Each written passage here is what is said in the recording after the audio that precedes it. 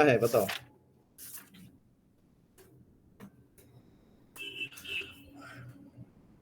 आज न्यूमेरिकल्स करेंगे, ठीक है।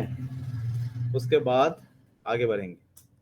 First will do some numericals of thermal conduction, heat conduction, then will move forward to Newton's law of cooling, उसका भी numerical करेंगे। उसके बाद हम आगे बढ़ेंगे ब्लैक बॉडी रेडिएशन, ठीक है। तो आज सभी को एक साथ ज्वाइन करने के लिए बोलो, एक एक करके आएगा अभी, 1 by 1, और हमें एक एक करके ज्वाइन करना पड़ेगा। तो एक ही साथ आ जाओ तो अच्छा है। सो प्रिपरेशन ठीक ठाक चल रहा है ना? सेक्शन ए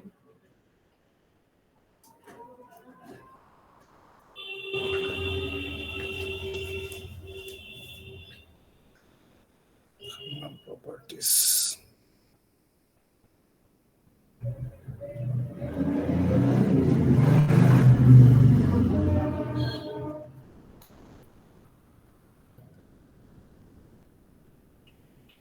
ओके, तो प्रीवियस क्लास में हमने जो देखा था वो क्या था? लास्ट क्लास में हमने देखा thermal conductivity, right? One second, let me share the screen. Images,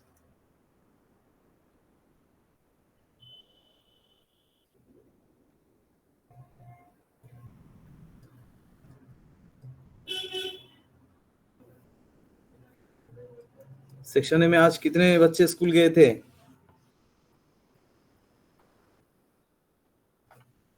Angelina? Yes sir. कितना क्या था आज? सर आज शायद 3-4 लोग ही गए थे। 3-4 ओनली? हाँ सर। क्या हो गया इन लोगों का? क्या है, कोई प्रॉब्लम है क्या? Thermal properties. सर वो केमिस्ट्री प्रैक्टिकल था इसीलिए शायद, पता नहीं, 12th का था।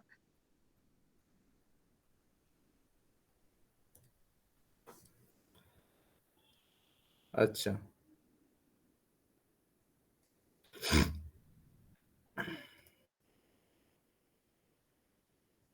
Practical. Okay, let us move forward. Last class में हमने जो डिस्कस किया था वो था thermal conduction of heat through a body if there temperature difference T1 and T2। If T1 is greater than T2 तो हीट क्या करेगा, एक फेस साइड से दूसरे साइड फ्लो करेगा, right? So the amount of heat flowing through this from one side to another side is directly proportional to the temperature difference. क्या था? temperature difference. Q directly proportional to temperature difference, directly proportional, inversely proportional to the thickness and proportional to the time. उसका जो formula आया था वो था Q equals to K A delta T by X into T. ये delta T है temperature difference, that is T1 minus T2, T1 minus T2, ये था फॉर्मूला। एक्स हो गया तुम्हारा थिकनेस, थिकनेस, और T small T is time. ये जो फॉर्मूला है इसके ऊपर बेस करके कुछ न्यूमेरिकल्स है जो हम आज देखेंगे। एक सेकंड।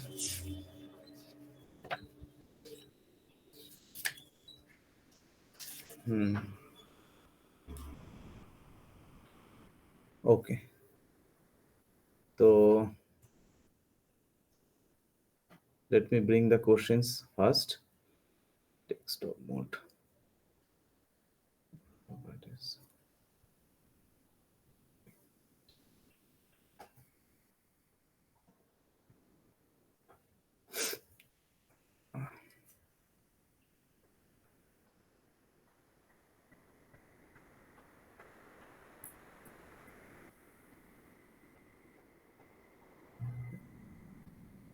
हाँ, स्फीयर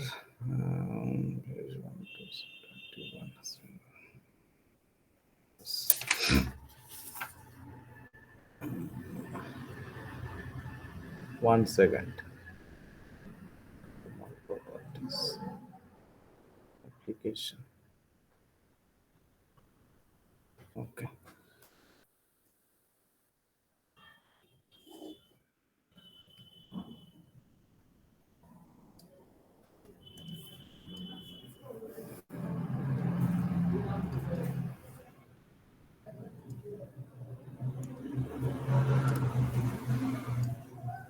देखो फर्स्ट क्वेश्चन क्या है, calculate the rate of loss of heat through a glass window of area 100,000 centimetre square and thickness of 0.4 centimetre.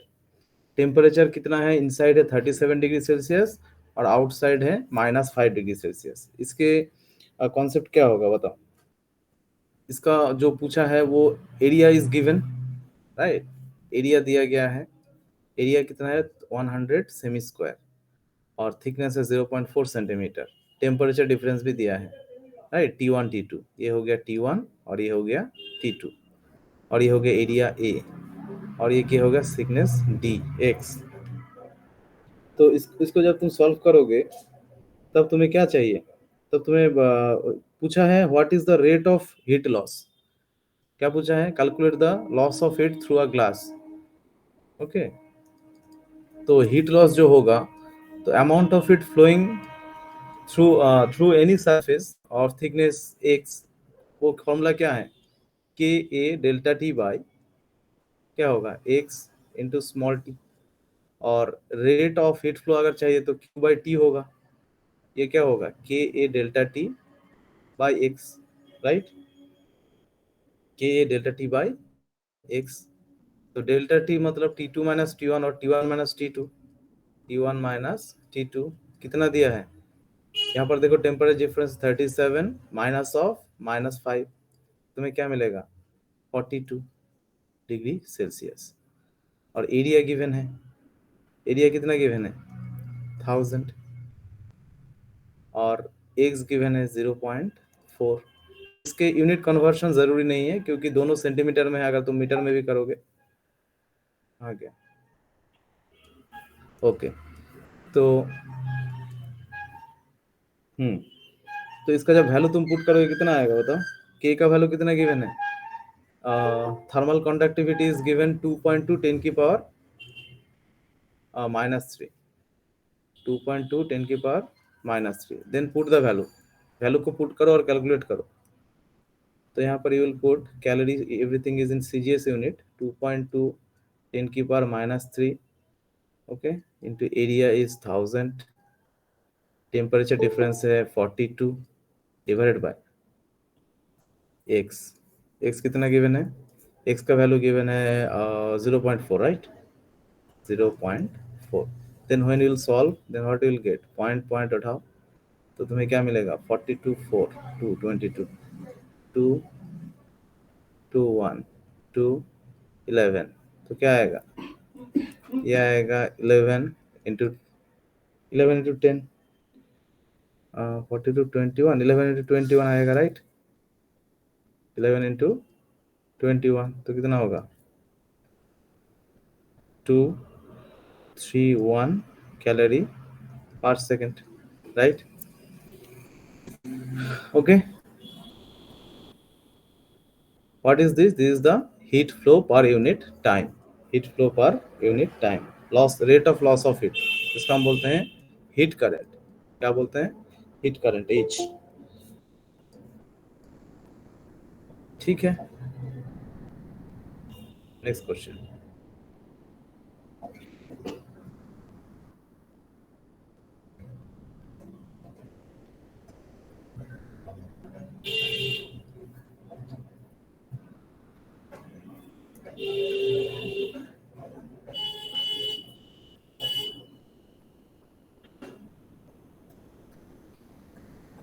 हो गया,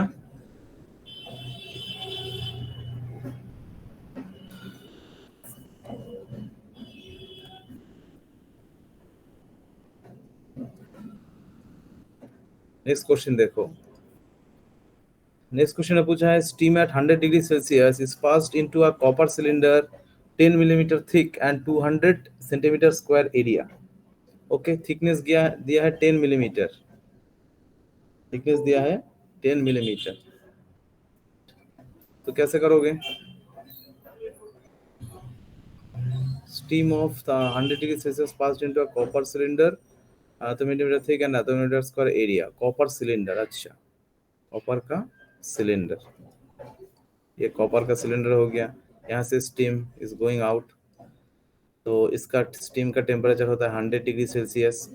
ओके, और इसका थिकनेस जो दिया है 10 मिलीमीटर, ये जो थिकनेस है ये है 10 millimetre, that is 0.1 sorry 1 centimeter, right, in CGS unit. 100 degree C collected at the rate of 150 gram per minute. Area कितना होगा? Area and area is at 200, area is 200 centimetre square, area A equals to K का value given है, right. और तुम्हें जो heat flow time दिया है 1 minute, time जो गिवन है वो क्या है 60 second, right. Okay, steam of 100 degree Celsius is passed into a copper cylinder, 10 millimeter thickness, atho semi square area, water 100 degree Celsius collected at the rate of 150 gram per minute. Find the temperature of the outer surface if the conductivity of a copper is atho and the inlet heat of the steam is 540 calorie per gram.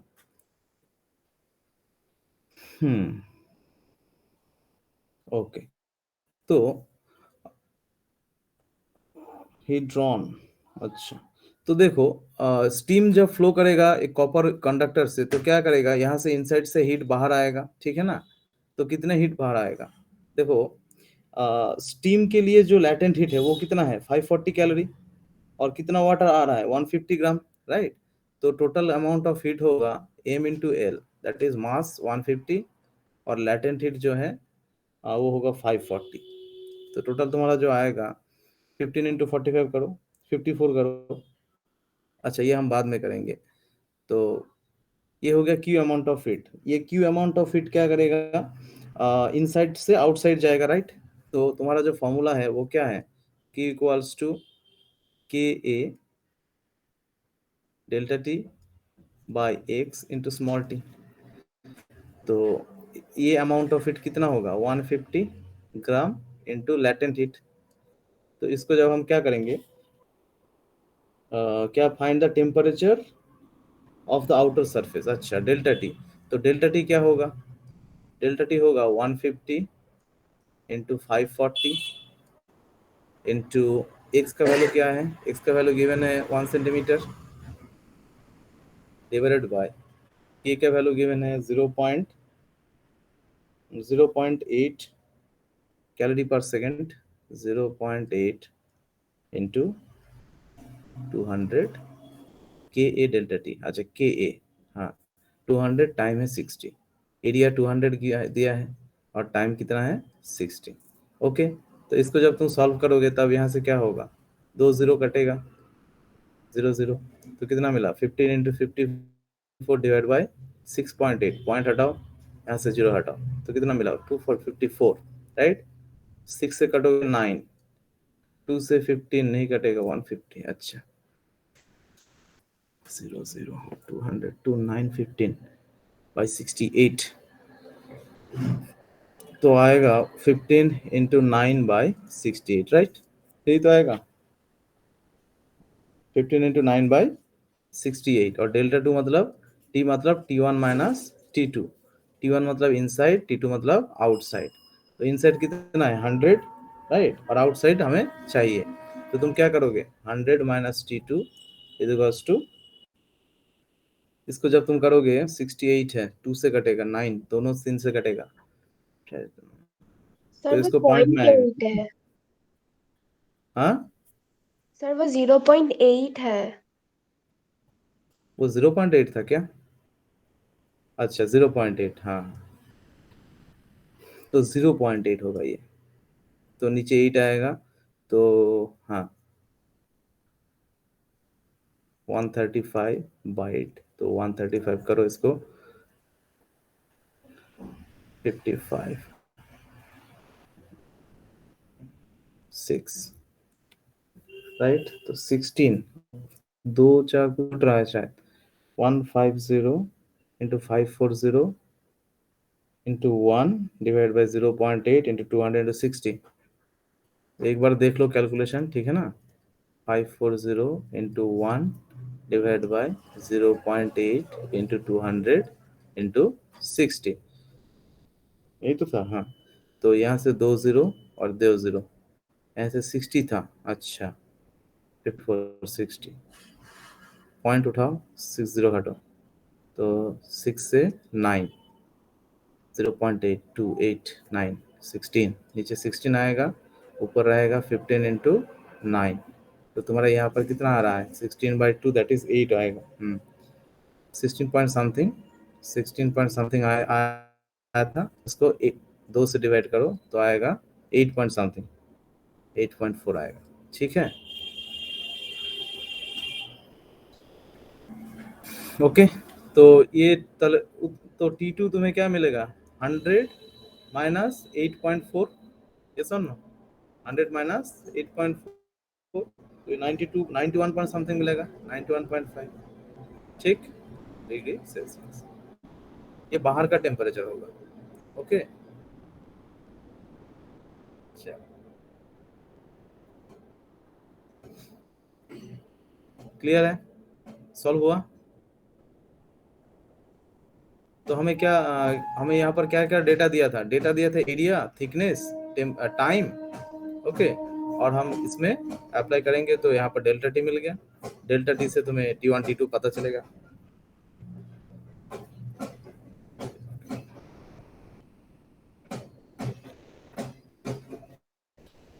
एक दो और important question करते हैं।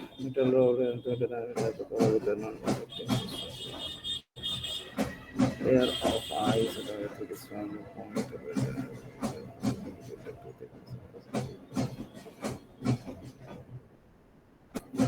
Okay, तो बाकी दो type का numerical करते हैं। फर्स्ट वन इज एक सेकंड,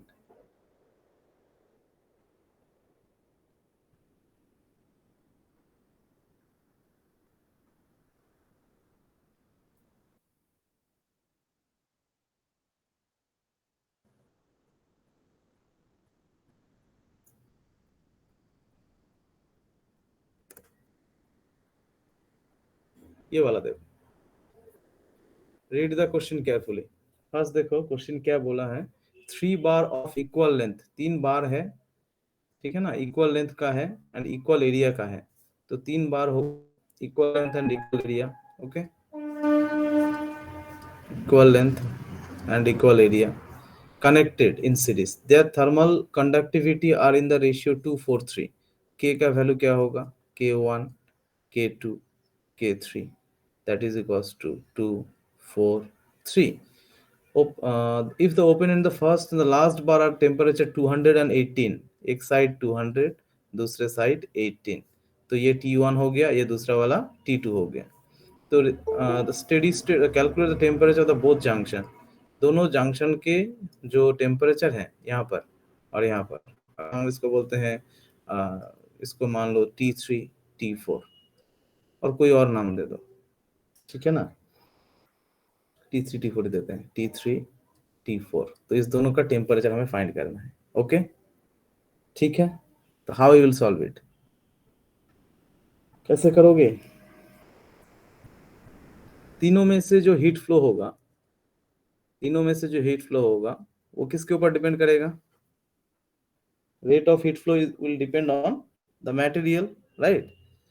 तो उसका वैल्यू क्या है, 2, 4 और 3 है। तो फॉर्मूला क्या है, फॉर्मूला हमारे पास जो है, that is the rate of heat flow और heat flow, total amount of heat flow is equals to KA delta T by X into T, और रेट ऑफ हीट फ्लो जो होगा वो कितना होगा, KA delta T by x, right. Okay, तो जब heat left side से right side flow करेगा from point A to B to C, तो यहाँ पर जो हीट फ्लो हो रहा है तो इसका कितना होगा, लेफ्ट साइड का टेम्परेचर 200 और इस जंक्शन का टेम्परेचर तो हमें पता नहीं है, तो हम क्या करेंगे, 200 माइनस T3 होगा, राइट। तो Q by T equals to K, first K1 K1A 200 minus T3 divide by x, तो तीनों का इक्वल है। फिर दूसरे वाला जब आएगा तो क्या होगा, K2 इसका thermal conductivity K2, area A same है, बट इसका टेम्परेचर डिफरेंस कितना है, T3 minus T4, right, divide by x। जब वो थर्ड पोर्शन में जाएगा वो क्या होगा, K3A कितना हाँ T4 minus 18 degree Celsius, right, 18 divide by x. देखो इस साइड टेम्परेचर ज्यादा है, उस साइड टेम्परेचर कम है, तो heat always flow from higher temperature to lower temperature, right, this is the natural tendency of heat. तो तीनों साइड तीनों को जब तुम कंपेयर करोगे, तीनों को जब कंपेयर करोगे तब तुम्हें क्या मिलेगा, तुम्हें यहाँ से ए सब कट जाएगा, राइट, तो 200 माइनस T3 x कट जाएगा is equals to 4 T3 minus T4। इसको जब तुम कंपेयर करोगे तब तुम्हें क्या मिलेगा, यहाँ से 2 काट दो तो तुम्हें मिलेगा T3 equals to 200 minus 2T3 plus 2T4, right, okay. इसको तुम सॉल्व करोगे, 2T3 यहाँ पर आएगा 3T3 equals to 3T3 minus 2T4 is equals to 200, equation number 1। फिर इस दोनों को जब तुम कंपेयर करोगे, इस दोनों को जब कंपेयर करोगे तब तुम्हें क्या मिलेगा, 4T3 minus T4, right, is equals to 3T4 minus 18। तब तुम्हें क्या मिलेगा, 4T3 minus 4T4 equals to 3T4 minus 54। तो यहाँ से तुम्हें T3 T4 का एक और रिलेशन मिलेगा, राइट, 4T3 माइनस 74, और इसका हम यहाँ से लिखते हैं 74 minus 4T3 equals to 54, right, ये number 2।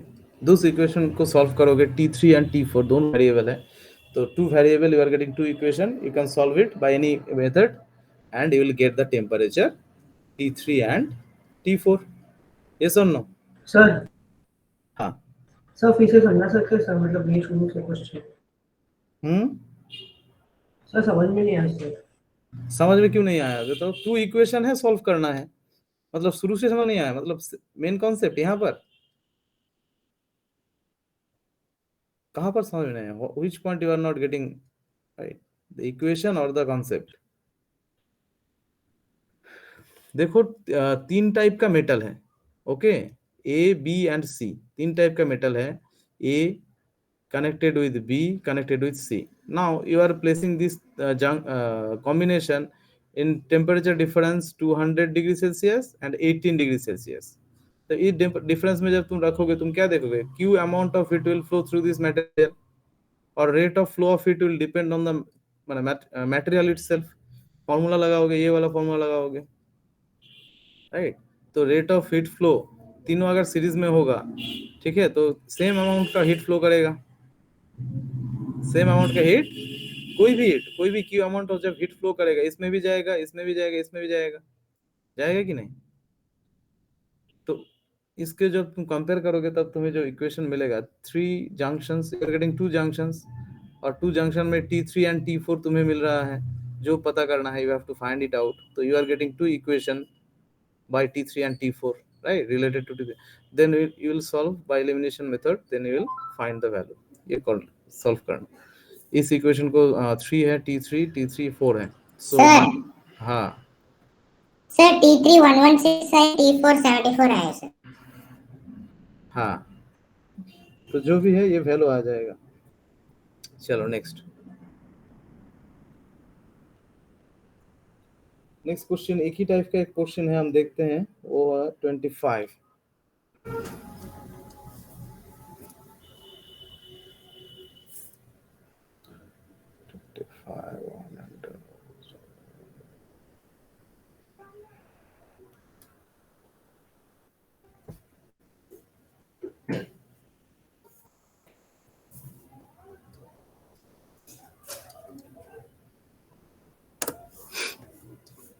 Okay, now read this question. इसको देखो, इसमें क्या बोला है। One end of a copper rod of uniform cross section of length 1.5। एक कॉपर का रॉड है जिसका लेंथ है 1.5 मीटर। तो हम एक कॉपर का वायर ड्रॉ कर रहे हैं जिसका लेंथ कितना है 1.5 meter, kept in contact with the ice and the other end is other 100 degree Celsius। one side हो गया ice point मतलब 0 degree Celsius and another point is 100 degree Celsius। ठीक, अब क्या पूछा है। हाँ, at what point along its length should a temperature of 200 degree be maintained so as to in steady state the mass of the ice melted equal to that of the steam produced in the some interval of time। तो देखो, ये जो metal का जो भी copper का होगा, ठीक है ना, तो इसका जो प्रॉपर्टी क्या है, it is a good conductor of heat. तो इसमें क्या बोला है, मिडिल में कोई भी, बीच में कोई भी एक पॉइंट है, पॉइंट पी, जहां पर तुम बार्नर लगाओगे और हीट करोगे, तो हीट करोगे तो क्या होगा, इसका एक टेम्परेचर धीरे धीरे बढ़ेगा। सो इसका टेम्परेचर बोला गया है 200 डिग्री सेल्सियस। अभी इस ये जो पॉइंट है पी, ये कहाँ पर होगा, what is the location of that point from the left side to and right side, that is total length is 1.5। if you are regarding it from left side at x value, then it will be 1.5 minus x from the right side, yes or no। so when you will hit at a certain point which is not the middle point, so you will see that the heat will flow from both direction in proper amount, yes or no। Yes, sir. so the amount, हाँ, but the heat flow will depend on the thickness or the length। तो यहाँ से you are getting the length is not same, right, because you will need higher amount of heat energy to evaporate with respect to that of the melting, because for melting you are getting 80 calorie per gram and for evaporation you are getting 540 calorie per gram, yes or no। so if you have to give higher amount of heat to the right hand side to the water with respect to the ice at the left hand side, then you have to shift this position a little bit right, so that that amount of heat flow in that direction is higher with respect to that of in that direction। the condition is you have to evaporate same amount of water from the both side। okay? Amount of mass of melted equal to that of the steam produce. जितना steam produce करेगा यहाँ से, यहाँ पर water है 100 degree पे, उतना ही ice यहाँ पर मेल्ट हो जाए, ये हो गया कंडीशन। तो तुम्हें आइस को मेल्ट करने के लिए जो हीट चाहिए वो कितना हीट चाहिए, latent heat m into L, that is the mass of Q1 equals two into L, right. और to evaporate same amount of water you will need amount Q2 equals to m into L prime। तो ये दो जो heat होगा वो क्या होगा, equal होगा, ठीक है। तो इस दो पॉइंट पे जितने भी ये जाएगा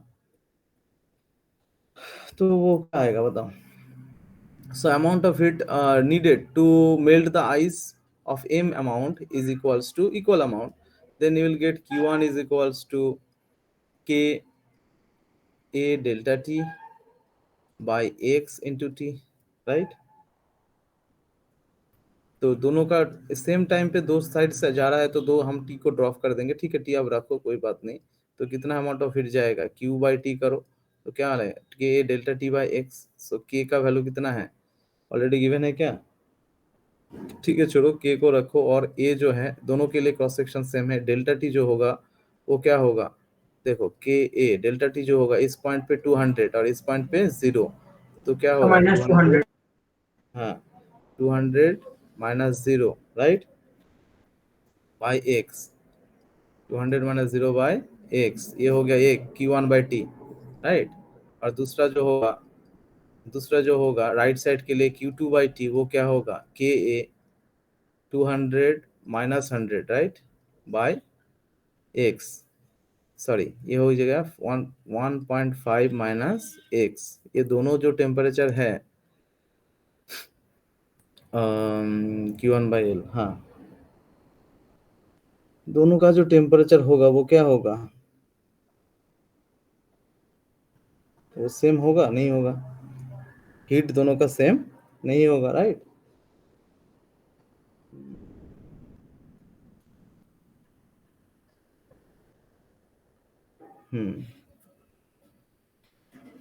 क्वेश्चन में क्या पूछा है, contain the mass of the ice melted be equal to that of the steam produce in the same interval of time.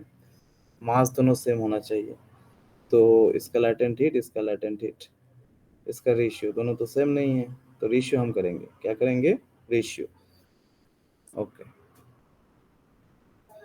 तो इसको हम क्या लिखें, एम एल वन और एम एल प्राइम, सॉरी हाँ, तो M L by M L prime, तो क्या आएगा, Q1 by 2. तो यहाँ पर आएगा Q1 by T divide by Q2 by T. तो इसके रिलेशन क्या आएगा बताओ, रिलेशन रेशियो से रिलेशन पता चलेगा, राइट। तो दोनों साइड से m को हम क्या करेंगे, कैंसिल आउट Cancel करेंगे, out. क्योंकि जितना आइस मेल्ट हो रहा है उतना ही वाटर एवापोरेट हो रहा है, तो m cancel, l by L prime is equals to, you are getting T गायब, क्योंकि दोनों का टाइम इंटरवल सेम है, Q1 by Q2, then you are getting ka delta T by X, और डेल्टा टी कितना था, ka 200 minus 0 that is 200 by X into यहाँ पर 1.5x ऊपर जाएगा डिवाइड बाय ka, तो 1.5 minus x होगा तो 1.5 माइनस एक्स, ठीक है। तो यहाँ पर जो के दोनों कैंसिल आउट हो जाएगा, because it is a ratio, into 100 रहेगा यहाँ पर। ओके, तो तुम्हें जो मिलेगा 200 1.5 next 100 by x. Sir okay, 200 sir 100 तो सर वो तो k into 100 होगा ना, क्योंकि सर अच्छा, k तो ये 100 नीचे आएगा, सॉरी ये 100 नीचे आएगा, इंटू 100 नीचे, तो यहाँ से 200 2 हो गया ऊपर, ठीक, और यहाँ से 1.5 minus X divided by into 2 by X, ठीक, एल बाय एल प्राइम, तो एल बाय एल प्राइम क्या आएगा,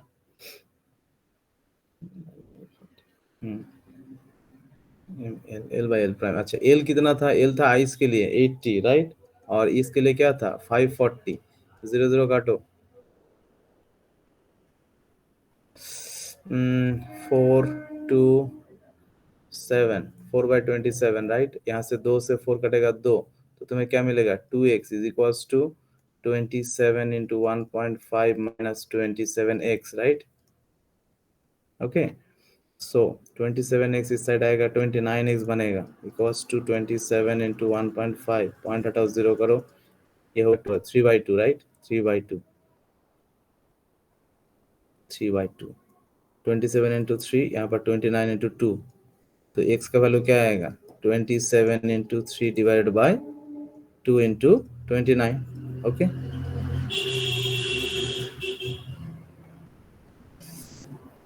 um, 29 27 3 से कटेगा 3 2 9 29, अच्छा 29 2 अच्छा 58, और यहाँ पर आएगा 81/58, इसको करके देखो तो कितना हो रहा है, पॉइंट में आएगा, राइट, आएगा 1.3, ओके, ठीक है। इसका वैल्यू क्या हो गया 1.3, यही तो पूछा था, x का वैल्यू क्या है 1.3 और टोटल क्या है 1.5, तो क्या आएगा 0.2, वो राइट साइड होगा, तो राइट साइड से 0.2 और लेफ्ट साइड से 1.3, ठीक है, you are getting my point, section A and section B. अच्छा, बाकी स्टूडेंट सब कहाँ हैं, only 6 students are attending the class, news नहीं मिला और इन्फॉर्मेशन नहीं मिला क्या,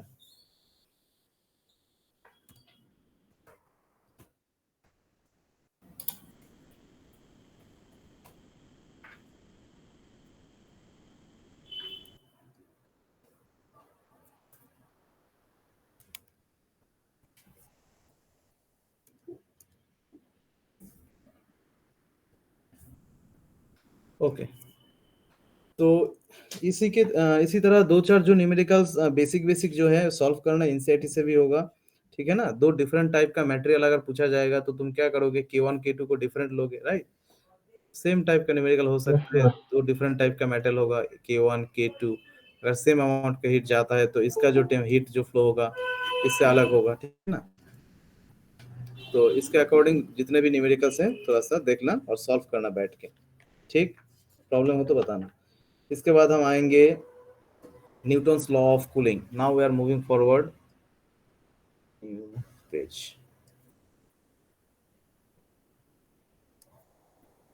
न्यूटन्स लॉ ऑफ कूलिंग।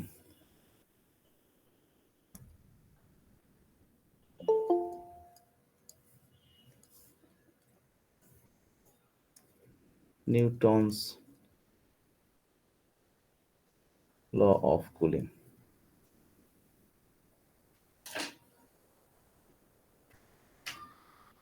देखो न्यूटन ने जो लॉ दिया है किसके लिए दिया है, rate of temperature, rate of heat flow, वहां से आएगा टेम्परेचर ड्रॉप, ठीक है ना।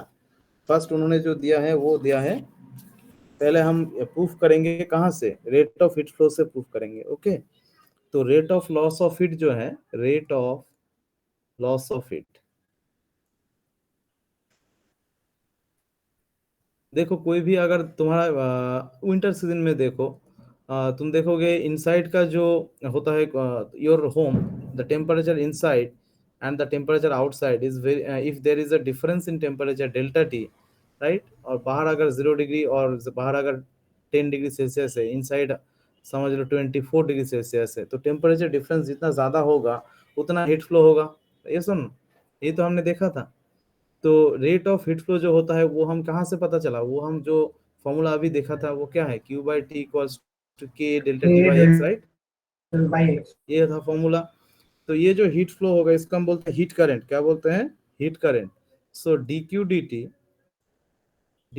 टी होगा तुम्हारा, D Q D T will be proportional to temperature difference T minus T0, ठीक। बाहर का टेम्परेचर होगा T0, सराउंडिंग टेम्परेचर, इनसाइड जो टेम्परेचर वो T है, ओके। तो इसको जब हम लिखते हैं D Q D T proportional हटा के, तो तुम्हें क्या मिलेगा, माइनस, वो मिलेगा के टी माइनस T0, ओके, ठीक है। और एक बात एक और, डी क्यू का जो न्यूमेरिकल वैल्यू है वो किसके ऊपर डिपेंड करता है, depending on the material, that is MC delta T, MC delta T, right. यहाँ से अगर तुम टेम्परेचर वेरिएशन हीट फ्लो निकाल रहे हो, the amount of it flowing per unit time, D Q D T equals to M is constant, C is constant, dt by d small t, that is the time, capital T is the temperature, right। तो ये दो equation तुम्हें मिला, equation 1, equation 2। हाँ कनिष्का बताओ। Sir ये dq bye dt जो है ये माइनस क्यों हो रहा है? ये माइनस इसलिए हो रहा है because the heat, due to the heat loss, ठीक है ना। यहाँ पर क्या लिखा है, rate of heat loss, okay. Yes sir. Minus का सिग्निफिकेंस है heat is going out to the surrounding, loss हो रहा है, ओके। ठीक है। Yes sir. कंपेयरिंग इन दोनों को जब हम कंपेयर करेंगे 1 एंड 2, ठीक है, 1 2 को कंपेयर करोगे तो तुम्हें क्या मिलेगा, दोनों सिमिलर दिखेगा ना। तो क्या होगा, minus MC delta T minus MC dt by d small t with respect to time is equals to k t minus T0, right। तो d capital T by d small t, which is the rate of decrease of temperature, inside and outside का rate of decrease of temperature is equals to होगा k t minus T0 divided by MC, yes or no। ये जो k by MC है, ये जो k by MC है, ये पूरा पूरी एक कांस्टेंट है, तो k by MC is also a constant value which I am regarding as k prime, okay, k prime, new page. तो इस कांस्टेंट को हमने k प्राइम मान लिया है, तो इसको हम क्या लिखेंगे, इसको तुम लिखोगे k prime t minus T0, ठीक, k prime t minus T0, ठीक है। तो t के जो रिलेशंस हैं, t के जो रिलेशंस है dt by d small t, one t is temperature, another t is time, k prime is a constant which will not interfere with the integration, so dt is a temperature, it has a relation with temperature, k prime is a constant, it has a cross angle multiplication, so integrate on both sides, what you will get, So integration 1 by x dx, what you will get? Log x, right? Log base e t minus t0. और इस side क्या मिलेगा? k prime तो constant है, बाहर चला जाएगा, कोई इंटरफेयर नहीं करेगा, तो dt का हो गया t, टोटल टाइम t। ठीक है, तो तुम्हें क्या मिला? तुम्हें मिला अच्छा यहाँ पर एक माइनस साइन था ना, यहाँ पर एक माइनस साइन कहाँ पर था? एक सेकंड, यहाँ पर mc माइनस था, राइट? तो हमने राइट साइड से एक माइनस आएगा, mc नीचे जाएगा तो माइनस, तो माइनस k प्राइम, यहाँ पर माइनस माइनस, ठीक है, माइनस, तो माइनस k प्राइम t आएगा। तो इसको जब हम सॉल्व करेंगे तो तुम्हें क्या मिलेगा? t minus T zero. देखो लॉगरिथम में क्या होता है, log a base b is equal to, अगर x होता है ना तो हम a को क्या लिखते हैं? क्या लिखते हैं? b की पावर x। ये सुन नो, जो बेस है वो बेस ही रहेगा और जो लॉग है वो वैल्यू हो जाएगा, राइट? पार्थिव, पार्थिव क्लास में है? No sir. भवेश को गला में क्या हो गया? What is problem Bhavesh? Shrijit left the मेज, क्या कॉल करने के लिए गया है? ओके तो देखो लॉगरिथम का कुछ फॉर्मूला हमने, सर कुछ नहीं है सर, ठीक हो। लॉगरिथम का एक फॉर्मूला हमने एक बार बोला था कुछ स्टूडेंट्स को, क्लास में बोलने का टाइम नहीं मिला, तो लॉगरिथम थोड़ा सा देख लेना, नहीं तो न्यूमेरिकल्स में प्रॉब्लम होगा। तो log t minus T zero जो है, इसका वैल्यू अगर तुम नॉर्मल एक्सपोनेंशियल में लाओगे एक्सपोनेंट में लाओगे, e की power minus k prime t, and you know that k prime equals to k by mc, right? Okay, okay, so t equals to t0 plus e की power minus k prime t, ये formula आया है। और यहाँ पर integration किया है t की, तो यहाँ पर एक c भी आएगा प्लस c, ठीक, इंटीग्रेशन कांस्टेंट, ठीक है।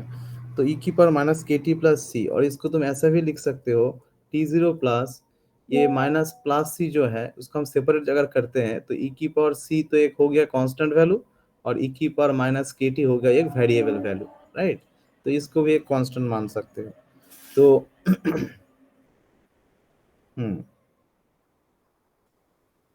तो इस जगह तो अगर हम इसको मानते हैं equation number 1 x plus C equals to, हाँ, this is if it is equation number 4, तो ये क्या है? ये सिग्निफाई करता है from equation 4 is a equation of straight line, right? Because it is showing log t minus t0 is equals to k prime t plus c, y equals, that is equals to y equals to mx plus c, yes or no? y equals to mx plus c, ठीक। इसके साथ compare करोगे तो तुम्हें क्या मिलेगा? तुम्हें एक स्ट्रेट लाइन मिलेगा। क्या मिलेगा? स्ट्रेट लाइन, लॉग लॉग, यहाँ पर y क्या है? t minus T zero, log t minus T zero, ये y डायरेक्शन में होगा, और y equals to M X, m क्या है? Intercept, right? सॉरी, हाँ, m होता है स्लोप और c होता है इंटरसेप्ट, ये c हो गया इंटरसेप्ट, m हो गया स्लोप। यहाँ पर m का जो वैल्यू है वो कितना है बताओ? m का जो वैल्यू है, m को हम बोलते हैं स्लोप, जिसका वैल्यू है माइनस k, राइट? और यहाँ पर वेरिएबल क्या है? t, तो माइनस के हो गया स्लोप। अगर स्लोप नेगेटिव होता है तो कर्व नीचे जाता है, अगर स्लोप पॉजिटिव होता है तो कर्व ऊपर जाता है, राइट?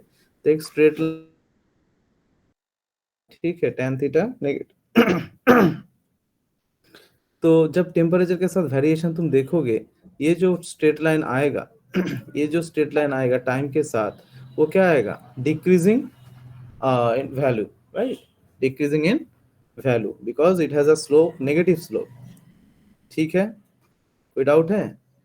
और इसके रिगार्डिंग एक प्रैक्टिकल भी होता है, प्रैक्टिकल है शायद 11th में, न्यूटन्स लॉ ऑफ कूलिंग के ऊपर प्रैक्टिकल है। जब तुम प्रैक्टिकल करोगे तब तुम यही ग्राफ प्लॉट करोगे, जहां पर log t minus T zero ये करोगे, उसके साथ टेम्परेचर डिफरेंस टाइम के साथ देखोगे, तब तुम्हें जो ग्राफ मिलेगा वो ऐसा स्ट्रेट लाइन मिलेगा, ठीक है ना? और इसी ग्राफ को हम देखते हैं किसके साथ? टेम्परेचर डिफरेंस, इसके साथ temperature difference and time, temperature difference and time. ये डेल्टा टी क्या होता है बताओ? It is a temperature difference. तो इसको जो ग्राफ तुम देखोगे इसका फॉर्मूला क्या होगा? T0 e की power minus K T, right? तो ये जो ग्राफ होगा इसका क्या होगा? इसका जो होगा इसका एक्सपोनेंशियल कर्व होगा, राइट? क्या होगा? एक्सपोनेंशियल कर्व, नेगेटिव एक्सपोनेंशियल, मतलब ये घटेगा, डिक्रीज होगा। e की पावर माइनस के टी है ना, तो ये घटेगा। तो ये धीरे धीरे टेम्परेचर के साथ टेम्परेचर डिफरेंस घटेगा टाइम के साथ, and it will move on, and after some time it will be approximately parallel to the time axis, ठीक है? बिकॉज e की पावर माइनस के टी, इसके साथ वो टेम्परेचर डिफरेंस घटेगा। ओके, फॉर्मूला देखो, फॉर्मूला क्या आया था? फॉर्मूला आया था t minus T0 equals to e की power minus K T plus C, ठीक? तो delta T is equals to e की power minus K T plus सी। तो ये delta T is relation, direct relation with e की power minus K T which is decreasing in order, ठीक है? That means अगर temperature difference बहुत ज़्यादा है, इनिशियली टेम्परेचर डिफरेंस ज़्यादा है तो वो ज़्यादा हीट फ्लो कर जाएगा। आफ्टर सम टाइम अगर टेम्परेचर डिफरेंस छोटा है तो वो क्या होगा? हीट फ्लो ज़्यादा नहीं करेगा, धीरे धीरे वो इक्विलिब्रियम में ट्रांसफर होगा, ठीक है? So the heat flow will be very rapid at the initial stage, and it will be slower and slower when you will move forward, and the temperature difference will decrease. Okay,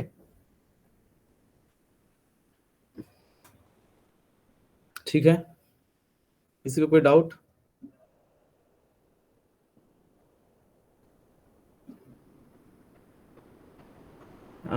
Tehsif, who is Tehsif?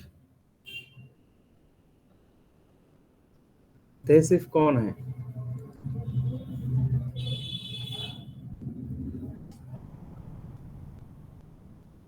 Bhavesh, तहसीफ कौन है? Sir नया लड़का है sir. अच्छा, जो new join मतलब admission लिया है वो? हाँ अच्छा ठीक है, चलो। कोई डाउट है? नहीं तो आगे बढ़ेंगे, बताओ, जल्दी बताओ।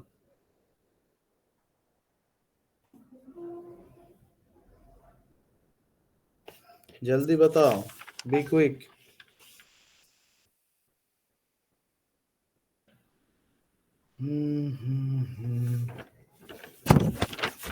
KATT-1 okay. तो जनरल फॉर्मूला जो हम यूज करेंगे, जनरल फॉर्मूला यहाँ पर कहाँ पर लिखेंगे? ऊपर लिखते हैं, हाँ, जनरल फॉर्मूला लिखो।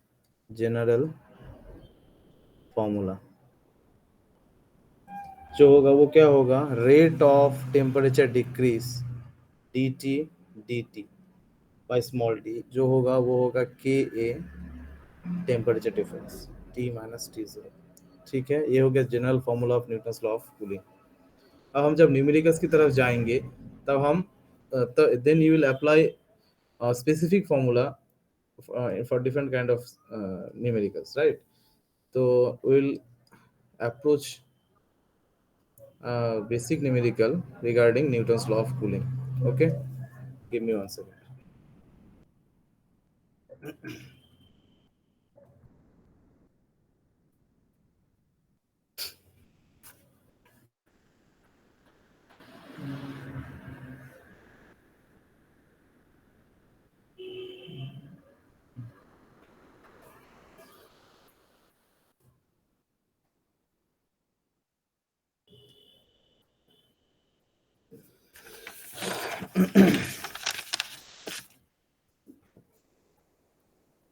Okay, so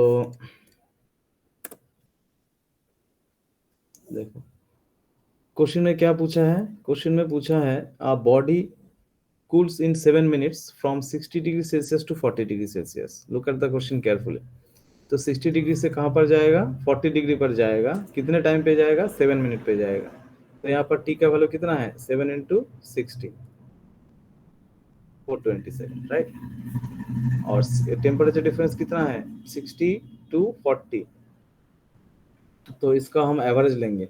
what will be the temperature after the next 7 minutes cool atho 7 minutes from atho to atho. What will be the temperature after next 7 minutes? और the surrounding temperature is 10 degree Celsius. ये हो गया surrounding temperature जिसको हम बोलते हैं T0. Assume that Newton's law of cooling holds good throughout the process. तो Newton's law of cooling use करके तुम्हें फाइंड करना है अगर एक बॉडी 60 डिग्री से 40 डिग्री में कूल होने के लिए 7 मिनट में टाइम लेता है, ओके, अगर सराउंडिंग का टेम्परेचर 10 डिग्री सेल्सियस है तो तुम क्या करोगे? तो वो क्या आएगा? ठीक है ना? अच्छा,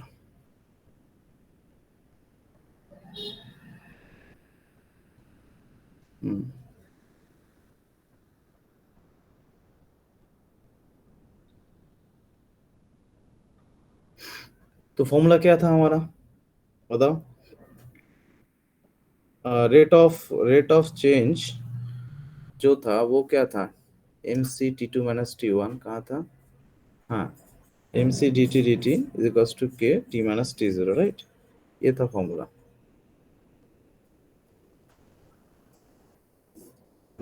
ओके, इस फॉर्मूला को अगर हम यूज करेंगे तो क्या होगा? तुम्हें जो फॉर्मूला मिला है वो है mc डेल्टा t और mc delta t by small t, right? mc delta t by dt by t is equals to k t2 - t1 t -t0. ये जो t है ये हो गया एवरेज टेम्परेचर और ये जो डेल्टा t है वो क्या है? Temperature difference. ठीक है ना? तो न्यूटन्स लॉ ऑफ कूलिंग जब तुम यूज करोगे तब तुम्हें क्वेश्चन में पूछा है 7 मिनट में 60 डिग्री से कहां पर होता है? 40 डिग्री पर, राइट? और टाइम कितना है? 420 सेकंड. और इसी को जब तुम इसमें करोगे नेचर का सराउंडिंग का टेम्परेचर के साथ न्यूटन्स लॉ ऑफ कूलिंग लगाओगे तो वो क्या आएगा? So when you'll solve it, m is the mass, is the specific heat, right? तो यहाँ पर जो तुम्हें वैल्यू मिलेगा mc डेल्टा t हो जाएगा 60 - 40, तो ये हो गया 20, राइट? 20 डिवाइड बाय टाइम जो मिलेगा 420 इक्वल्स टू k जो वैल्यू है, k का वैल्यू गिवन नहीं है. What will be the temperature after the next 7? हाँ, t - t0. t हो गया तुम्हारा average t1 + t2/2 - t0 surrounding temperature जो 10 डिग्री गिवन है. तो इसका वैल्यू जो आएगा k 40 + 60 divide by 2 minus surrounding है 10. ठीक, तो इसको जब तुम सॉल्व करोगे तुम्हें मिलेगा 20/420, यहाँ पर मिलेगा 21, राइट? और यहाँ पर मिलेगा तुम्हें 100/250 - 10 40, तो यहाँ पर 40k और यहाँ पर मिलेगा mc/21. ठीक.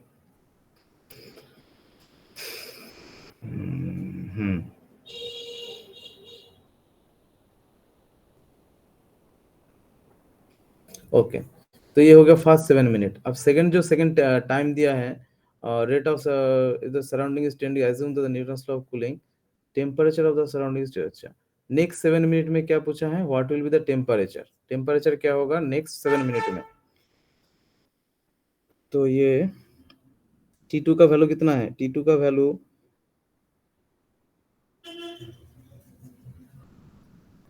क्वेश्चन क्या? Temperature of the surrounding is. Assume the Newton's law of cooling what will be the temperature after the next 7 minute. Okay, तो फर्स्ट 7 मिनट में 60 to 40 होता है. नेक्स्ट 7 मिनट में क्या होगा? 40 से T2 होगा. अच्छा, तो देखो फर्स्ट 7 मिनट में ये हुआ. सेकंड पार्ट में जो होगा तो 60 से 40 हो गया है.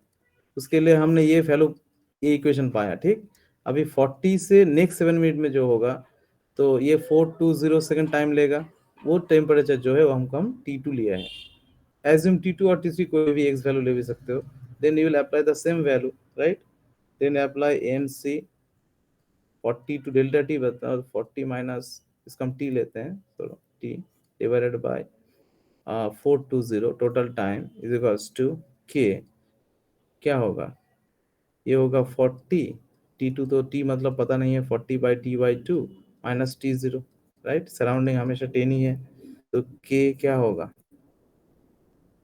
इसको जब तुम सॉल्व करोगे mc का वैल्यू कितना आया है, mc बाई के का वैल्यू आया है 40 इंटू 21। तो इसको जब तुम करोगे तुम्हें क्या मिलेगा, mc by K will be equals to 420 divided by 40 minus T, और ऊपर रहेगा 40 plus T by 2 minus T 0। ठीक, तो इस mc बाई के का जो वैल्यू है वो है 40 इंटू 21। तो तुम इसको लिखो 40 इंटू 21 by 250 minus 250, हाँ 40 into 21 is equals to 420 by 40 minus t। तो क्या मिलेगा, यहाँ से 0 0 काटेगा, 21 42 2, यहाँ से कटेगा 2, तो तुम्हें जो मिलेगा 2 into 40 minus t is equals to 40 plus t by 2 minus t0। t0 का वैल्यू है 10। ठीक, तो इसको जब तुम सॉल्व करोगे तुम्हें मिलेगा 80 minus 2t is equals to, अच्छा 2 इधर भी है तो इसको 4 से मल्टीप्लाई करते हैं, ठीक है ना। इसको 2 से 4 करोगे 16, 160 माइनस 40 इज इक्वल्स टू 40 प्लस t माइनस 40। 4 से 2 से मल्टीपल किया, हाँ तो ये 240 गायब हो जाएगा, यहाँ से t होगा 5t होगा, 5t इक्वल्स टू 160 होगा, तो t होगा 160 बाई 5, 160 बाई 5। ठीक, 32 आया है, 32 यस क्या है? सर। 32 आया है, ठीक है। Yes sir. t का वैल्यू बुक में कितना दिया है, 28 आ रहा है 32, कैसे हो गया, mc by delta t, mc 20 by mc by 420 20 by k। एक सेकंड देखो, हाँ ठीक ही तो है, ठीक है कि नहीं बताओ, कई बार कहीं सिली मिस्टेक हुआ है तो देखो एक बार। Yes sir. mc by k 422420 यहाँ पर हुआ है शायद, mc by 20 यहाँ पर हुआ है।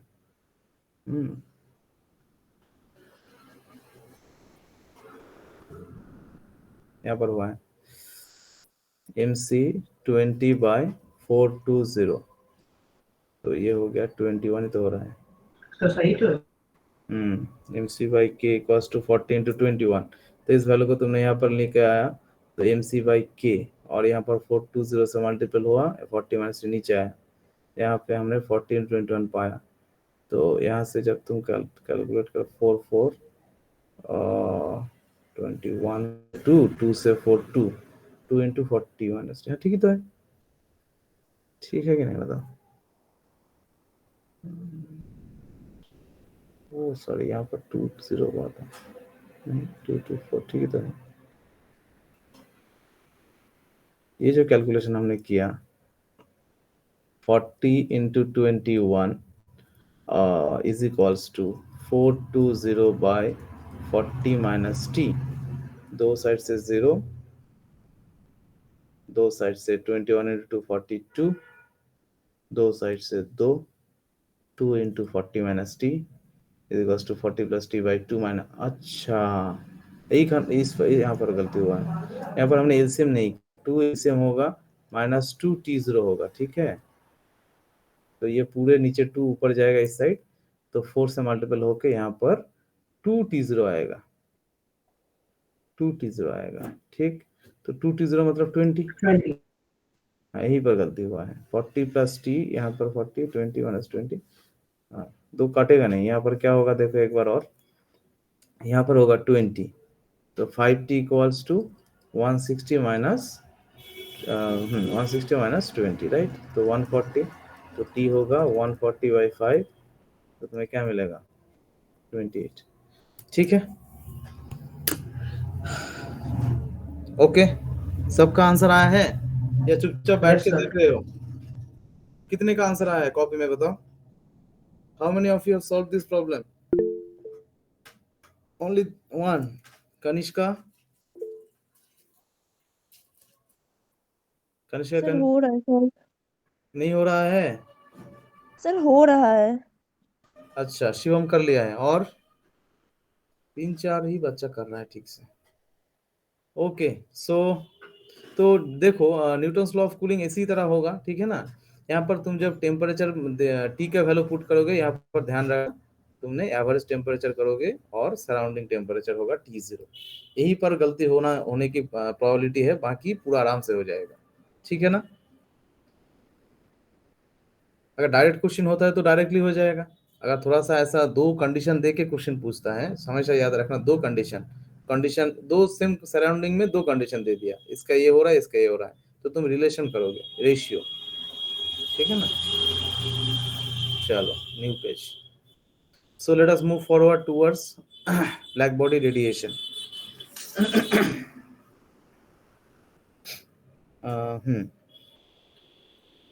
तो black body radiation, black body है क्या चीज, राइट? What is black body?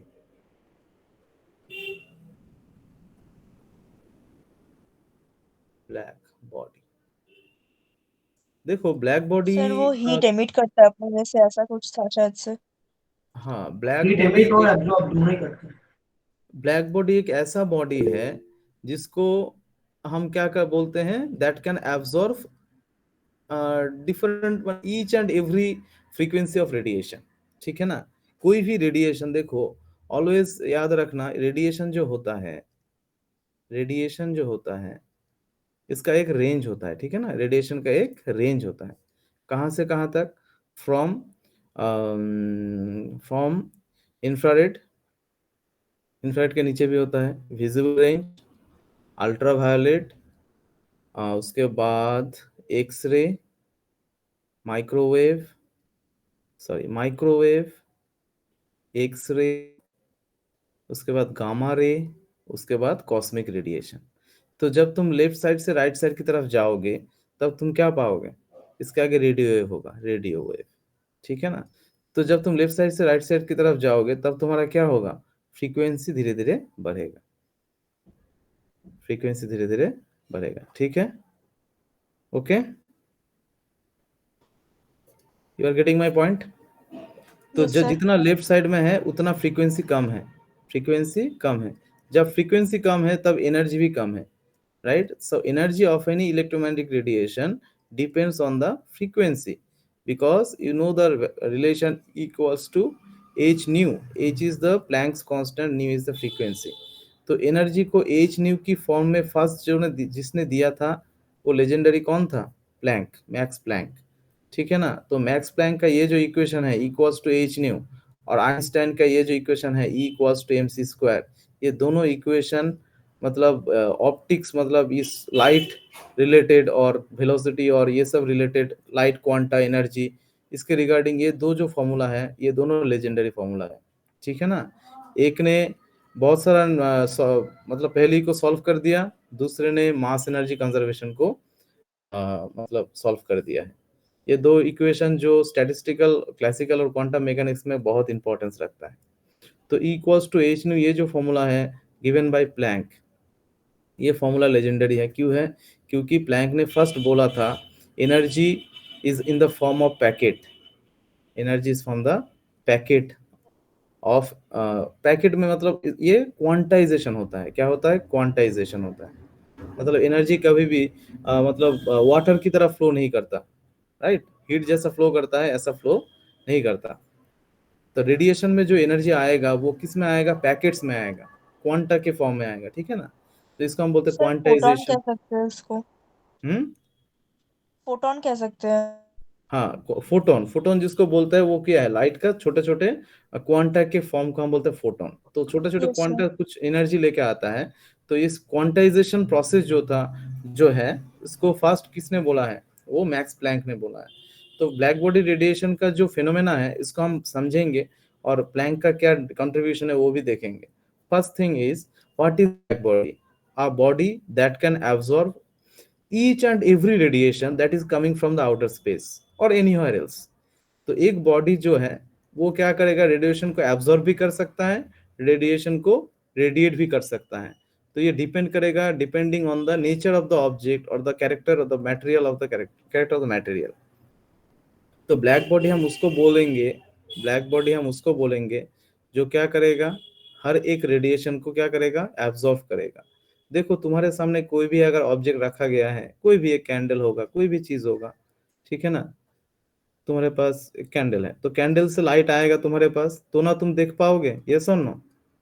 So the light is coming from this object. Otherwise, either the light is coming straight or the light is coming reflect back. पीछे जो wall है वो reflect होके तुम्हारे पास आ रहा है, हो सकता है ना? So there is a two probability. First, the light is coming from the source directly. Other is the light is coming from reflected from the other object.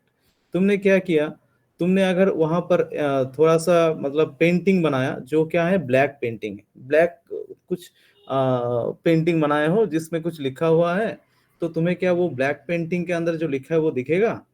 Can you observe it from a distance? नहीं दिखेगा, normally नहीं दिखेगा, right? अगर बहुत ज्यादा तेज light नहीं है तो कैंडल से जब तुम कोई भी ब्लैक ड्राइंग करते हो वो अच्छे से नहीं दिखता है, because the intensity of light is low and the light maximum light is absorbed by the black surface. So black क्या होता है, black कोई कलर नहीं होता है, black होता है it is a substance that absorb maximum radiation, ठीक है, जो क्या करता है, रेडिएशन को एब्जॉर्ब करता है। So when the radiation is absorbed by a object or particle, then you cannot get back light back from it. अगर पूरा एब्जॉर्ब कर लेगा तो यहाँ से कोई लाइट वापस नहीं आएगा, यस और नो? जो फ्रीक्वेंसी गया है वो नहीं आएगा, दूसरे आ सकता है, राइट? तो जितना मतलब वहां से जब नहीं आएगा तब तुम उस ऑब्जेक्ट को क्या देखोगे, ब्लैक देखोगे, ठीक है ना? इसीलिए ब्लैक बॉडी हम इसलिए बोलते हैं मतलब ये जो बॉडी है हर एक रेडिएशन को एब्जॉर्ब करेगा और वहां से लाइट वापस नहीं आएगा। तो ऐसा एक आइडियलिस्टिक जो साइंटिस्ट ने एक बनाया था, ठीक है ना, आइडियलिस्टिक एक ब्लैक बॉडी बनाने की कोशिश किया। वो कैसा था, वो एक मेटल का स्फेयर था, ठीक है। मेटल स्फेयर के अंदर उन्होंने क्या किया, कार्बन की एक लेयर बना दिया, ओके, जिसको हम बोलते हैं क्या, लैम्प ब्लैक, ठीक है ना, लैम्प ब्लैक। तो लैम्प ब्लैक जो होता है वो अप्रोक्सीमेटली हर एक रेडिएशन को एब्जॉर्ब कर लेता है, लैम्प ब्लैक। तो यहाँ से जितने भी रेडिएशन इनसाइड जाएगा, each and every radiation of the frequency coming inside through this opening, it will go reflect back and will absorb by the surface, ठीक है, ओके। तो तुम देखोगे 99% radiation going inside of this object which is made by, कौन बनाया था ये, fairies black body, इसको हम बोलते हैं फेरीज ब्लैक बॉडी। तो यहाँ से कोई भी रेडिएशन वापस नहीं आ रहा है, जो क्या है, एक परफेक्ट ब्लैक बॉडी का मतलब एग्जांपल है, राइट। तो ये क्या है, nearly perfect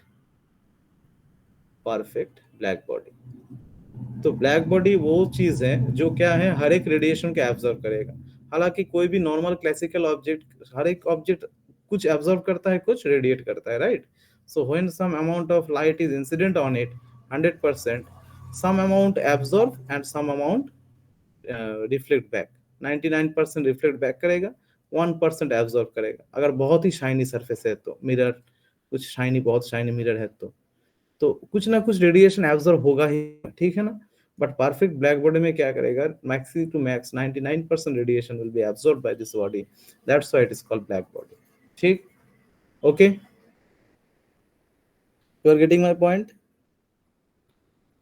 So the second thing is, if it is a black body, then it will absorb all the radiation. Second thing is, if it will absorb, तो Kirchhoff ने क्या बोला है, देखो किरचॉफ जिसने बोला है जितने कोई भी बॉडी अगर एब्जॉर्ब करेगा तो वो रेडिएट भी करेगा, ठीक है, जितना वो एब्जॉर्ब करेगा उतना वो रेडिएट करेगा। तो the capacity of a body to absorb is called इसका दो टर्म है, एक हो गया इमिसिव पावर और इमिसिविटी, एक हो गया एब्जॉर्प्टिव पावर। ठीक है ना, दो पावर होता है, जितना एब्जॉर्ब करेगा पर यूनिट एरिया पर यूनिट टाइम, इसको हम बोलते हैं एब्जॉर्प्टिव पावर, डेफिनेशन देख लेना। और इमिसिव पावर होता है पर यूनिट सरफेस एरिया पर यूनिट टाइम, जितना रेडिएशन यहाँ से बाहर आ रहा है। ठीक है ना, तो किर्चॉफ ने क्या बोला, किर्चॉफ ने बोला इसका जो रेशियो होगा वो क्या होगा, हमेशा कांस्टेंट होगा। ठीक है, एक सेकंड, किर्चॉफ का फॉर्मूला बता देते हैं। स्टीफन बोल्ट्जमैन, किर्चॉफ, हाँ। तो कोई भी frequency of wavelength lambda emissive power और कोई भी frequency of lambda absorptive power, इसका जो रेशियो होगा वो क्या होगा, कांस्टेंट होगा। ओके, इसका हम बोलते हैं ratio of emissive power and absorptive power is constant. ठीक, डेफिनेशन देख लेना और कॉपी में अपने लिख लेना। तो ये छोटा वाला जो इक्वेशन है ये कौन दिया है, किर्चॉफ ने दिया है। यहीं से क्वेश्चन आज आता है, कोई भी बॉडी जितना एब्जॉर्ब करेगा उतना हीट रेडिएट करेगा, ये कौन बोला है, किर्चॉफ ने बोला। ठीक है ना, तो अकॉर्डिंग टू किर्चॉफ्स रूल और law, that is the if a body absorbs all the radiation incident on it, then it has a capacity to radiate also, right? तो कोई भी बॉडी जितना एब्जॉर्ब करेगा उतना ही रेडिएट करेगा। तो ये perfect black body always absorb all the heat energy of all the various frequency of radiation, then it also radiate the frequency also, और इसका रेशियो जो होगा हमेशा कांस्टेंट होगा। ये हो गया किर्चॉफ्स लॉ। तो कोई भी स्टार, देखो कोई भी ऑब्जेक्ट, स्टार को हम बाद में देखते हैं, तुमने क्या करोगे, एक मेटल लेके तुमने हीट किया, कोई भी एक मेटल, ठीक है ना, कोई भी एक metal, you know that metal is a good conductor of heat and electricity, right? Yes और नो? तो इसको जब तुम हीट करोगे, then you will see that the front portion that you are heating, it will change the colour, right? First जो portion है वो क्या करेगा, कलर चेंज करेगा। The first when you will initially heat it, you will get a red colour. थोड़ा और heat करोगे, you will gate green colour, greenish colour. ठीक, और हीट करोगे, you will gate blue colour. और हीट करोगे तुम पाओगे व्हाइट कलर। ठीक, ओके। तो ये जो रेडिएशन है वो किसके लिए मतलब किस लिए हो रहा है, बताओ? हमने बोला था ना कंडक्शन ऑफ हीट, इसमें क्या बोला था, conduction, convection and radiation. Radiation में बोला था why the heat is radiating, because of the atomic structure and the electrons are jumping from the higher orbit to the lower orbit, right? You are getting different series, Lyman, Balmer, partial Brackett, right? तो जब तुम heat करोगे तब ये जितना heat absorb कर रहा है, अगर वो हीट ज्यादा हो जाएगा तो एब्जॉर्ब भी ज्यादा करेगा और रेडिएट भी ज्यादा करेगा। So when it will radiate, the dominating frequency will be the color. हालांकि हर एक frequency बाहर आएगा, all varieties of frequency of electromagnetic radiation in terms of it will come out from the surface, but you will see a definite color because the domination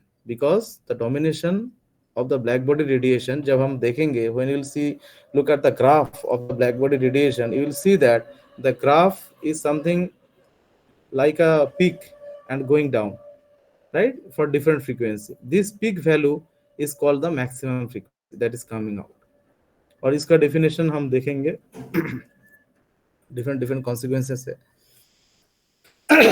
तो metal को जब तुम heat करते हो धीरे धीरे वो कलर चेंज होता है, ठीक है ना। सो इसका जो एनर्जी, जितना एनर्जी वो एब्जॉर्ब करेगा उतना ही वो रेडिएट करेगा। इसका जो फॉर्मूला है वो होगा E proportional to T⁴। Energy coming out per unit surface area per unit time is equals to 4th power of the temperature. This is called Stefan law, और सिग्मा जो है इसका हम बोलते हैं स्टीफन कांस्टेंट। ठीक है, ये हो गया second law of black body radiation. तो इसका एनर्जी जितना बाहर आएगा इन टर्म्स ऑफ रेडिएशन, वो किसके साथ प्रोपोर्शनल है, टेम्परेचर के 4th पावर के साथ। ठीक है, तो इसके बाद आएगा स्टीफन बोल्ट्जमैन लॉ।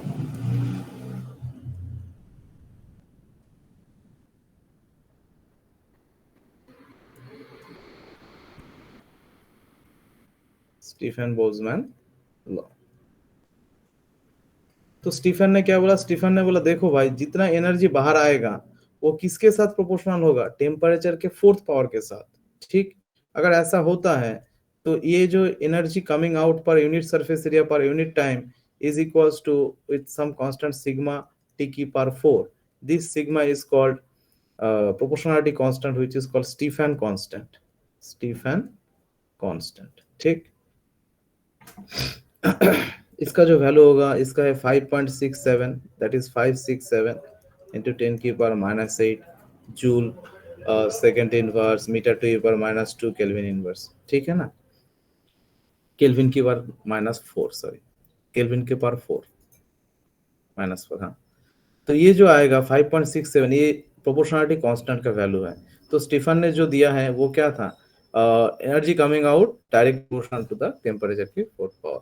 अभी इसको जब बोल्ट्जमैन ने में मॉडिफाई किया है, ओके, तो Boltzmann will modify this equation and he will give a new equation which is equals to क्या है वो,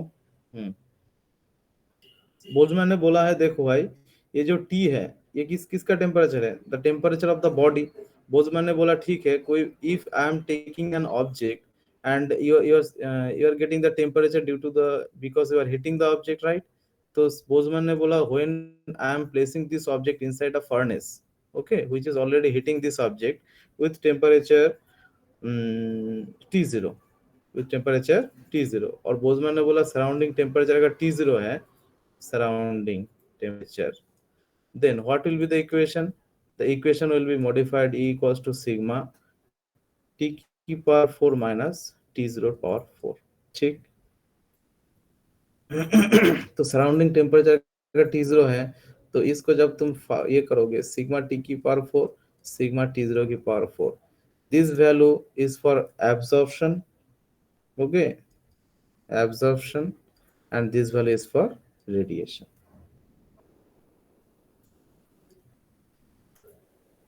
So this body is absorbing and radiating because you are hitting a element or a metal.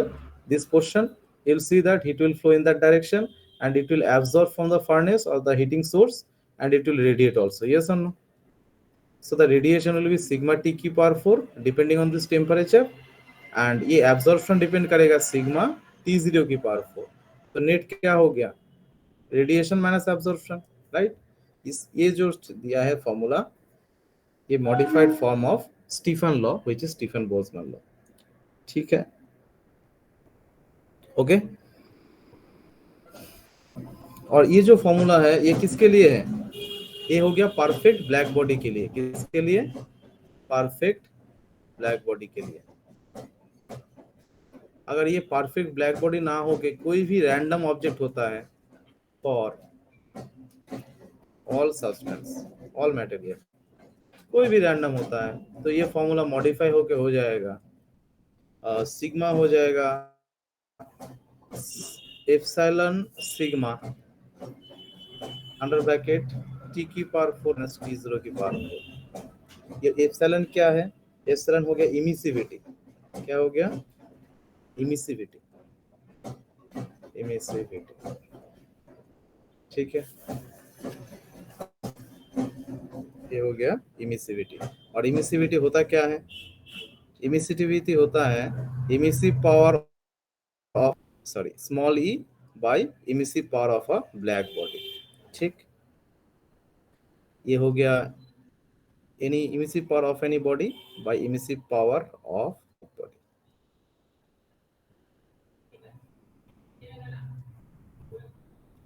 ठीक है ना, समझ में आया? तो एप्सिलॉन का वैल्यू न्यूमेरिकल में गिवन होगा, सिग्मा गिवन होगा और टेम्परेचर डिफरेंस गिवन होगा। तुम्हें रेडिएशन फाइंड करना है, ओके। और ये जो रेडिएशन बाहर आ रहा है, that is the amount of energy coming out, it is for unit surface area पर unit time. Always remember this E value, energy for unit surface area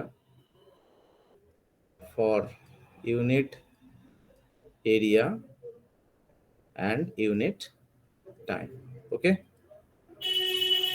ठीक है, अगर तुम्हें अमाउंट ऑफ हीट फाइंड करना है then you will apply this formula E into A into T.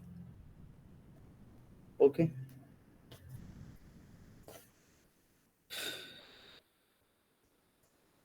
समझ में आया कि नहीं? Give me responses. सर हम्म, तो एफ साइलेंट वाला समझ में नहीं आया जोर से बताओ। सर, वो एफ साइलेंट वाला समझ में नहीं आया। कौन साइलेंट मोड में है? अरे सर, एफ साइलेंट वाला। एप्सिलॉन। यस हाँ, सर। एप्सिलॉन ई की जैसा जो दिखता है, इसको मतलब इमिसिविटी। एप्सिलॉन जो ई की तरह दिखता है ना, इसको बोला जाता है इमिसिविटी इन ब्लैक बॉडी रेडिएशन। और ये क्या है? एक रेशियो है, ठीक है।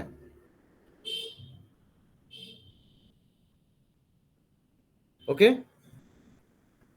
Yes sir. Yes sir. तो यहां तक समझ में आया है सभी को? एकदम क्लियर? लिख पाओगे? अगर पूछा जाएगा, देखो डायरेक्ट पूछा जाएगा what is Stephen Boltzmann law, तुम डायरेक्ट लिखोगे the amount of energy coming out from a black body per unit surface area and unit time is directly proportional to the fourth power of temperature of the body, right? That is equals to E is proportional to T ki power 4, that is equals to sigma T ki power 4, where sigma is equals to Stefan constant 567 into 10 की power minus हाँ क्या होगा, minus 6 5 का शायद। Okay, इससे नहीं, हाँ 567 करोगे तो 10 की पावर होगा 10। Okay, if you can your right is 5 6 7, तो इसको लिखोगे 10 की power minus 10 joule dot dot dot, ठीक। तो ये हो गया स्टीफन बोल्ट्जमैन लॉ का डेफिनेशन। अब अगर पूछा जाएगा what is Kirchhoff's law in black body radiation, then you will say that there is a Kirchhoff law states that the amount of radiation absorbed by a body and the amount of radiation radiated by a body, the ratio is always constant, right? That is, if a body absorbs some amount of it, it will equally radiate the equal amount of it, right? So the ratio will be constant.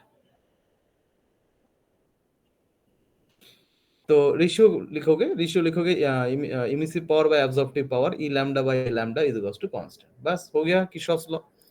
जब तुम जाओगे और black body क्या है क्या नहीं है ये तो समझ में आ गया, राइट? तो जब हम बोलते हैं मेटल की बात, तब हमने क्या बोला? ये जो एनर्जी है, बट इज जो रेडिएशन जो आएगा, इसका एनर्जी किसके ऊपर डिपेंड करता है? टेम्परेचर के ऊपर। ये ट्रू होता है स्टार के लिए भी, that is our sun. So one body that is radiating all kind of energy and that can absorb all kind of energy of all radiation, right? So इसका क्या होता है? black body. So the our star and any other stars, they also radiating huge frequency band of energy, right? From infrared to gamma radiation and cosmic radiation. So these stars are also black body. These stars are also black body. So if they are black body, perfect black body, then their temperature also can be detected by this formula E equals to sigma T power 4. Yes or no? क्योंकि जहां जितना energy बाहर आता है एक black body से, वो proportional होता है किसके ऊपर? टेम्परेचर के ऊपर, राइट? जितना कोई भी स्टार जो सन है, उसका टेम्परेचर जो होगा, उसको अगर फाइंड करना है, then the energy it is coming out E is proportional E की पावर 1/4 होगा डिवाइड बाय सिग्मा होगा, राइट? तो ये फॉर्मूला यूज करके हम कुछ न्यूमेरिकल्स करेंगे regarding different black body and any normal body, how to find out the energy, कितना टेम्परेचर है, कितना हीट आएगा। ओके, तो हमेशा याद रखना, कोई भी ब्लैक बॉडी अगर है तो इसको हम इस Stephen Boltzmann law you can use and you can find out the temperature of the body which depend on the energy और रेडिएशन कमिंग आउट, ठीक। ओके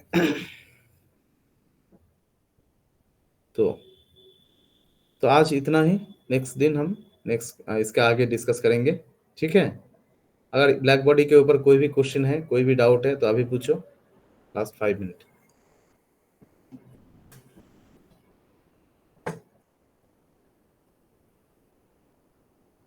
कौन कौन क्लास में है? Only 6 students. प्रियंकर कंसा है कि नहीं? प्रियंकर रिकॉर्ड हो रहा है? Okay, very good. एक स्टूडेंट ने जो ठीक ठाक क्लास किया है वो है ये प्रियंकर। ठीक ठाक क्लास में आता है और देखो तुम्हारे लिए रिकॉर्ड करके भी भेजता है, ठीक है ना? So always thank to him. चलो आज के लिए इतना ही, नेक्स्ट डे हम यहाँ से आगे बढ़ेंगे। Okay. Good night. Thank you sir. Thank you sir.